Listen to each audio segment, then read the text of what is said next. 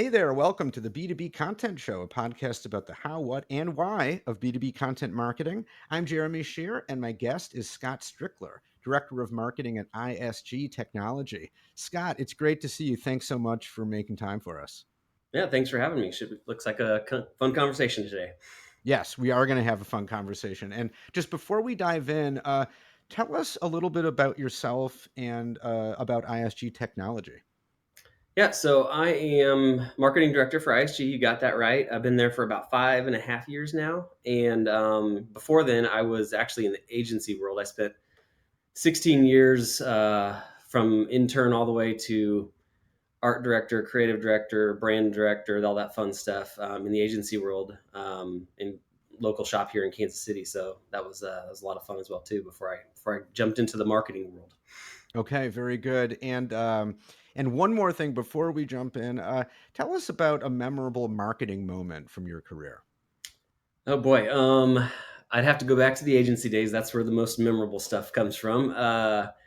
It's always cool to see some of your work that gets produced, right? So I was going off to a Chiefs game one day, and I look up and on right off I-70, there's the billboard that we had created. ChiefsChecking.com. We did a lot of financial services work at the agency world, so it was pretty cool to see that whenever you got it. I even one time, even though it was a local version of a spot, we got a 4 second Super Bowl commercial. A Oh, whopping really? 4 seconds, yes. And it was not one of those blockbuster $1 million, Right.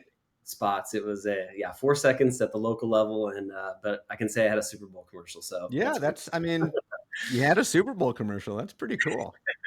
Indeed, indeed. Was it for when the Chiefs were in the Super Bowl? No, this was years ago. This was when we were in probably the basement of the Chiefs, Okay, you okay. know, years, but we Well, have these since are well, revitalized these ourselves. okay. Well, yeah, yeah, you have. I mean, look, I grew up in Detroit. And even to this day, I'm unfortunately a diehard Detroit Lions fan. I don't know why. Yeah, Honestly, they're like the worst franchise in modern sports. But he's I look at the Chiefs and I'm like, maybe one day we'll have our own Patrick Mahomes, possibly yeah. There you go. long after I'm dead and gone. I'm sure, like hundreds of years in the future. Well, we'll hope it But turns around anyway, for you. it won't. But thanks, I appreciate that. So okay, so on Yeah. to our on to our main topic. Now we're talking about the evolution of your content marketing strategy because when we spoke a few weeks back, that's kind of what we talked about. You said you've been with the company for about 5 years, and so things in marketing, especially digital content marketing, I mean, they do not stay the same for very long, right? Hmm. And they're just always constantly evolving. So when you started going back 5 years, if you can kind of take us back there, what did the company's content marketing strategy look like when you were, newly coming on board? Yeah, yeah. So the agency I came from was a content marketing agency. We believed in that, and it was create the flagship piece of content, the ebook, the white paper, turn that into multiple blog posts, turn each blog post into multiple social posts, and it was a good strategy. It's all focused on SEO, getting those SEO keyword phrases and the long tail keyword phrases. And over time, I think it got a little just continued to get a little bit smarter in regards to we'd then create the pillar pages or the long 4,000 or word pages that all linked to sub pages that all tied to that whole keyword strategy. So very SEO focused, very much create that flagship content and long form content. Was kind of the thing. So and it's really just to play the SEO game, which Hmm. is Yeah, a fun game. yeah. So when you kind of, you came and you got the lay of the land, like what did you see that you were like, okay, we need to, we need to evolve? Like how over the past 5 years, how would you say your thinking when it comes to content marketing strategy has changed? Yeah, so I had probably a little epiphany moment when 2 or so odd years into my tenure here. been doing the same things. You spend a lot of time and energy creating that content. You wonder if anybody's ever read it, that kind of thing. Yeah. And I even looked at the epiphany moment I was talking about is I looked at my desktop and there's a folder called README on there. And it was 20 or so ebooks and white papers that I had downloaded over the course of the year with the intent to go back and read it Yeah. and never did. I think I read one out of those 20 and it was like, what am I doing? Right.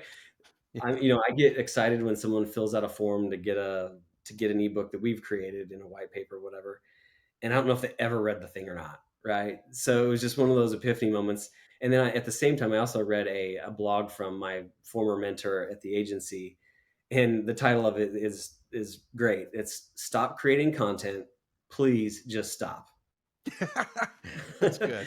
It's those those two things combined, and that obviously the whole thing's about, it just spoke right to where I was feeling at that moment, where it was like, man, we're creating all this content. It's just to play the SEO game. Is it really helping clients? Some of it is, but can I track it? Can I measure it? How do I know it's helping them? Other than getting on the phone to everyone who downloaded something, and that's just not feasible, of course, from a time perspective. So the transition we made when we kind of recognized this and said, hey, we need to do something about it is, we're in the IT technology space.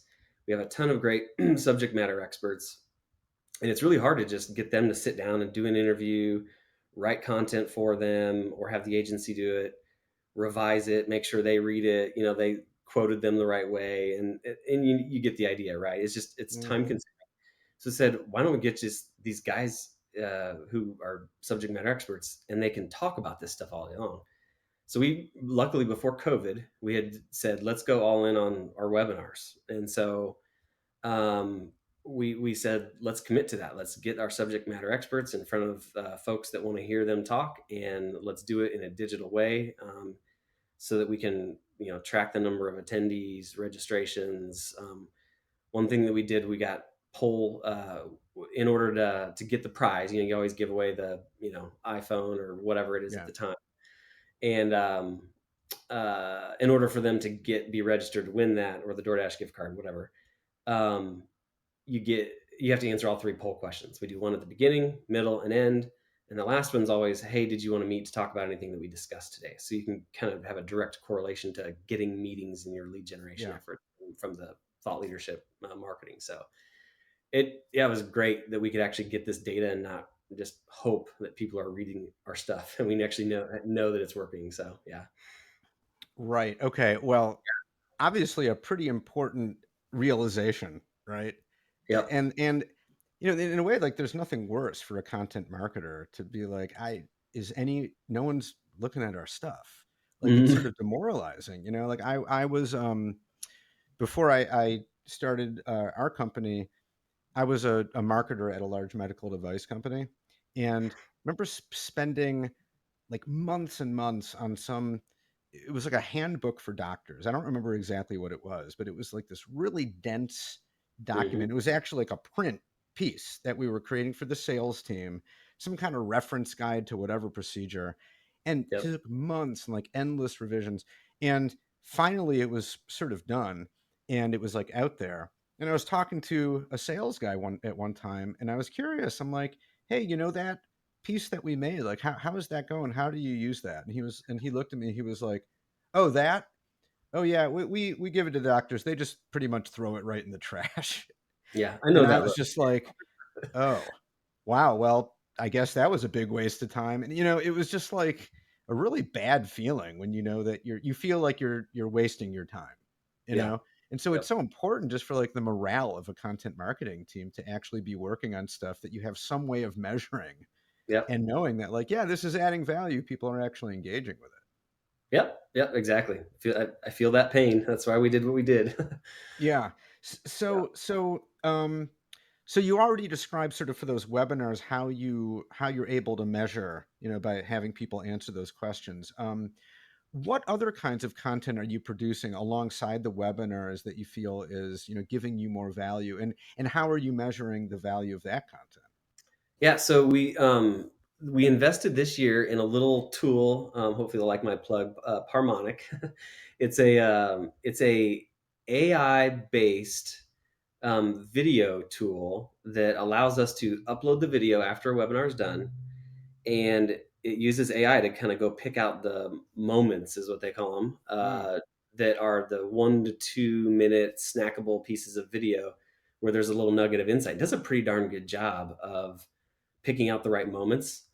And then so we're now doing that very efficiently. It's ready within hours, and we cut up these videos. We post them to Wistia, and we upgraded our Wistia account so that we can now track how long someone's watching a video, and so that's tied into our HubSpot instance.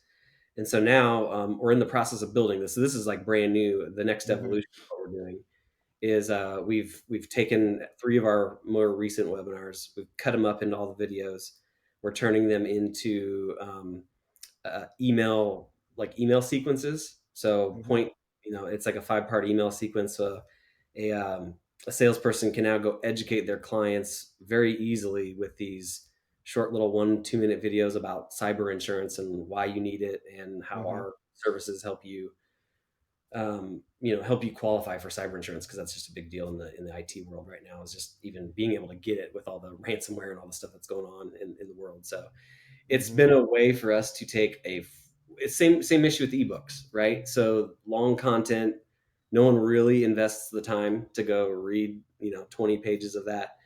So it takes a 45 to an hour long webinar, and it turns it into 10 to 12 1 to 2 minute videos that hmm people actually watch, right? And then you sift out all the other ums and dums that come along with the webinars and all that stuff to just those concise little nuggets of good stuff. Right. So yeah, Okay. so then Well, we can track it, which is great. that sounds super useful. Right. Yep, So you guys are really wringing a lot of value out of the yep, webinar as a marketing channel. yep. Um, and now, every marketing channel, every type of content has its strengths and weaknesses, right? Like its limitations, which is why you don't just why typically you don't just do one thing and one thing only. When it Yeah. comes to webinars, a lot of strengths, obviously, as you have just described. Where do you see the limitations? Like, what is it that, like, why would you want to have other channels? What are some things that webinars maybe aren't as good at doing? Yeah, well, obviously, actually, I was going to say SEO. You don't get the SEO benefit, but you actually do when you have these little short videos Yeah, with the SEO keywords and all that stuff in the titles, and then you get a transcription file too. So if you yeah, set it up properly, you do still get that benefit. Some people do like reading content still. I mean, I still enjoy, following certain blogs here and there. So we try to, complement the webinars with a little video about, or sorry, not a blog post about the webinar, or about the topic, whatever it is. And you can actually plug those little videos into there too. So you can kind of cross pollinate some of these channels when you do that. But yeah, so, and I think the other maybe limitation to webinars themselves are, well, it's just more of a sign of the times with COVID and whatnot. There's a little webinar fatigue happening right sure. now, probably a lot of webinar fatigue. But we've actually combated that by just kind of changing the format. So instead of sliding people to death, we are doing executive panel discussions, and it just hmm and then it invites folks to ask the questions during the webinar so that they can be part of the conversation and whatnot. And we just upgraded our webinar tool as well too, just to a better hmm experience. So we're playing with all this new stuff right now to try to take that next step. Yeah, for all those reasons. hmm Yeah, that's a good point. I'm glad you brought that up because I think the especially for like a visual medium like that, Hmm. you're on the one hand, people tune in because they want to learn something that's going to help them, right? Yep. But it's also, if you're asking people to stick with it for more than just a couple minutes, there has to be some kind of entertainment value, right? Hmm. Like you are putting on a show, and Yeah. you're asking people to like sit in front of your screen and stick with this for 10, 15, 20 minutes, however long it is. Yeah. And so it sounds like, right, a bunch of slides, we can all probably agree, not the most entertaining experience, Yep. but a well done panel discussion with the Hmm. right people can be a lot more lively. And Yep. if there's good debate and good back and forth discussion and all that. So that sounds like, and it sounds like that was part of the calculus, just like this needs to be more engaging. We want people to be, it's not to be more entertaining. Yep. Yep. For sure. Hmm. Yep. So that's the Um, next evolution. Yeah, we're right in the middle of kind of taking that next step. So, yep. right. And also, I think what I'm hearing is that, and it sounds like something you guys have done quite well and gotten a lot of value from is in going back to, you mentioned your mentor saying like, Mhm. just stop producing content, please stop. Yeah. That you kind of like hit the brakes a little bit and said, okay, let's concentrate on one thing. Let's look at webinars. Let's Yep. just let's nail that. Let's do that Mhm. really, really well. Yep. Figure that out. Instead of let's have 8 different channels and fill them constantly with all kinds of content, right? Let's focus on webinars and get as much as we can out of them and then Mhm. keep evolving them. And then it's like a piece, like your main nugget of content, and then spin that out into other kinds of content. Exactly, yeah. And It's and it's now that, our flagship content. Yep. yeah, that just, I mean, I think that that's a pretty well-known strategy, but not everyone does it. And I think there often can be kind of pressure like, well, we also need this. Mm. We need to be on TikTok? I don't know. Yeah, probably. Okay, now we need content for that. Like it's so easy to, I think, to become either, I don't know if distracted is the right word, but like to feel the pressure Yeah, to produce content for this and that channel and spread yourself kind of thin and then end up kind of being mediocre everywhere rather than being yeah, really good in one particular place? exactly. Yep, yep. And I Yeah. didn't mention at the top of it, but ISG, we're a two-man marketing team. So Hmm. so we have, we wear many hats and we have to divide and conquer. So, yes, that's, yeah, we got trying to get good at this one thing, and then, everything else kind of falls into place after that. Sounds like, especially for a small team, right? Yep. That sort of by necessity. I mean, only so many hours in the day. So Yeah. so what's your advice for marketing teams, and I guess especially smaller marketing teams that find themselves in that like content churn, that mill, and they're like, there's got to be a better way. Uh, what's the first step down that road to kind of finding that better way in your experience? Yeah, I mean, obviously outsourcing is huge. I mean, there's no way we still do blog posts, of course. But as far as the webinars go, I facilitate those with the help of the other teammate. But having a great agency that can help you get not the technical side figured out of the webinars and all the tools syncing properly is huge. The actual writing of the content that you don't have time to sit down and do. Um, it doesn't take a subject matter expert to take a webinar and pull out the key insights and write a blog post about that. So that's something that they can do. So you got to find those complementary folks to help you.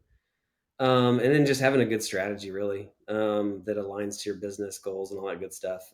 Same stuff you think of, but cybersecurity for us is the number one topic that people are concerned with. So, you know, uh, I didn't necessarily knock SEO earlier, but I kind of alluded to the fact that you're playing the SEO game, and we even with the new content strategy that we have, we're still focused on words and phrases and keywords that still hopefully get us up in those rankings as well too. So I'd say, yeah, have a strategy, have some good partners to help you get that stuff done, and then once you get your tool, your marketing tech stack figured out, then you can kind of rock and roll with it.